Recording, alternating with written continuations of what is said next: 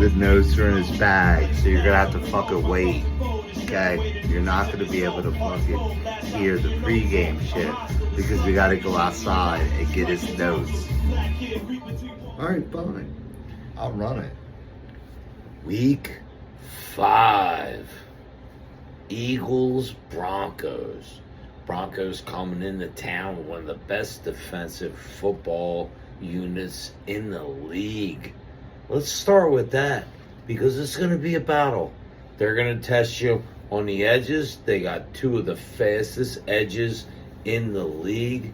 They got PS2, which is the reigning defensive player of the league. He's one of the best corners in the league. He's going to be shadowing A.J. Brown. We'll get to that in a minute on the offensive side of the ball. Or he's going to be shadowing Devontae. Whoever he shadows, he does a damn good job of it. He's going to be a problem. The Eagles have to be on their P's and Q's on this guy and this defense. This defense brings stoutness in the inside. So from an early point, what are we going to look at from the Eagles' offensive line? We've had some problems with the offensive line early in the year. Honestly, is Lane Johnson going to hold up the whole game? So the biggest question in my post game, we're going to want to know, did Lane Johnson finish the game? Did he contribute?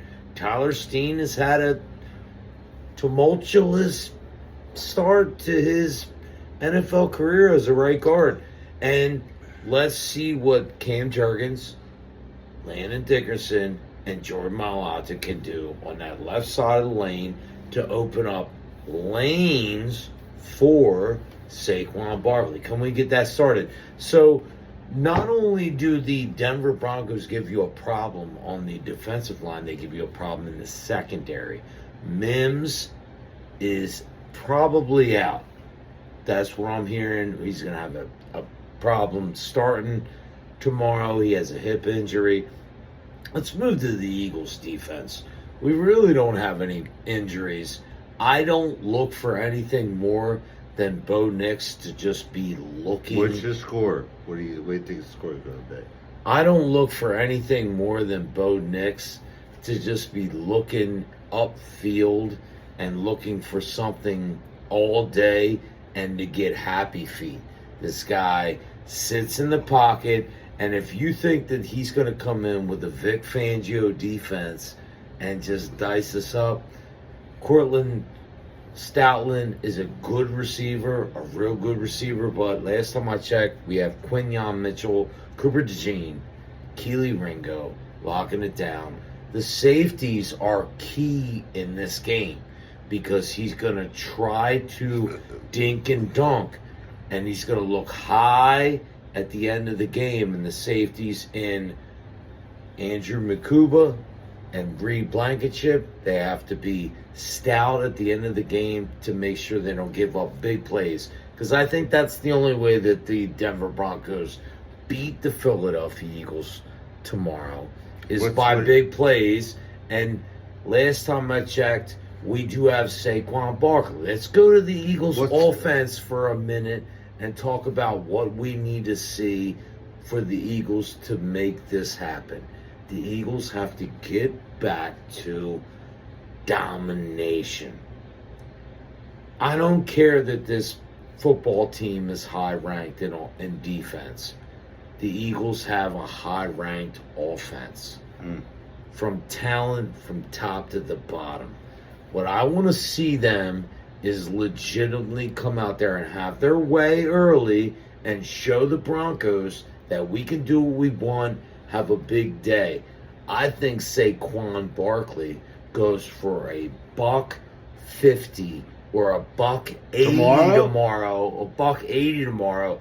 The Eagles are going to win this football game 35-17. I'm calling blowout win. 8 legal. And we haven't done that yet. But I'm going to tell you this right now. I feel good in my heart. I feel like these guys are going to get it done. And we're going to pull through. And we're going to say, We're going to say that this is the win that catapults us to an 8-0 start. Eagles go 5-0. Yeah, 35-17. Yeah, go get Broncos got nothing. Go back to the West Coast. Yeah, man, go back and get your crystal ball. May not want to give the fucking post game right now. Can you blame him? He may be like, yo, you motherfuckers need to wait. You know what I mean? You got to get notes ready. You got to do all this.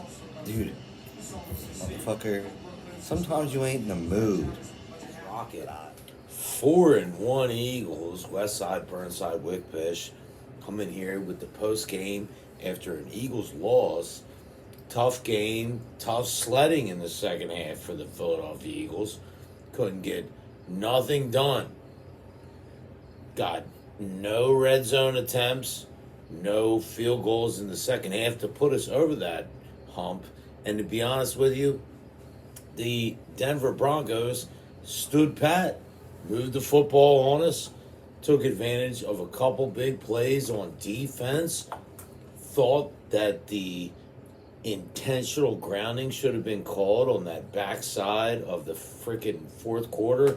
But nonetheless, the Denver Broncos come in, defeat our Philadelphia Eagles, and get it done.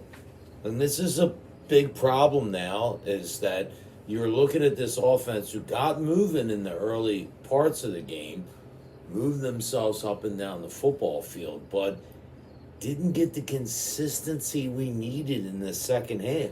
You really only needed a tutty or a field goal in that second half. Couldn't get it done. Had a big, deep field ball called back on Devontae Smith on illegal motion. Was a huge play that cost us the game, in my opinion. And Zach Baum with a personal foul at the end of the game to give the Broncos movement along the football field. And then they end up winning it. But the Eagles are nonetheless 4-1. We're going into a short week. You got to play these New York Giants up at Gotham on Thursday night. Oh. And we'll see what we do. But don't forget, Gotta go we'll be Gotham. back. Go Birds. Fuck Gotham.